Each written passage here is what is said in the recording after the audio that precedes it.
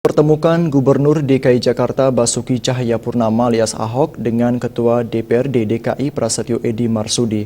Presiden meminta kedua belah pihak untuk secepatnya menyelesaikan masalah yang terjadi dengan cara musyawarah untuk mufakat.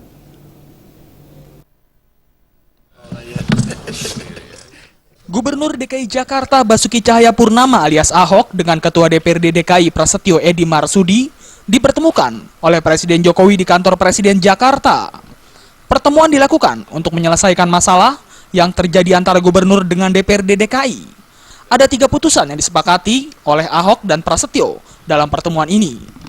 Ketiga putusan itu yakni Presiden ingin kedua belah pihak fokus bekerja untuk masyarakat dan kota DKI Jakarta. Kemudian terkait hak menyatakan pendapat, Presiden minta diselesaikan secara musyawarah. Putusan yang terakhir meminta agar APBD tahun 2016 menggunakan peraturan daerah, tidak lagi memakai peraturan gubernur. APBD yang 2015 seluruh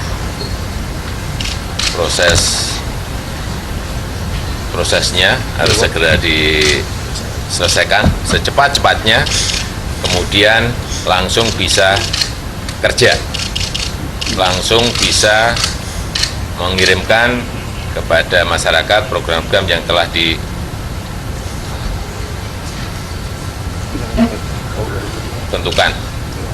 Pertama, jadi bekerja untuk masyarakat, bekerja untuk DKI. Kisruh Ahok dan DPRD berawal dari rencana pengajuan APBD 2015 ke Kemendagri yang menggunakan format e-budgeting. Saat itu terdapat perbedaan nilai anggaran dari DPRD DKI dan Pemprov DKI. Adu argumen pun terjadi antara Ahok dan para politisi Kebon Sirih.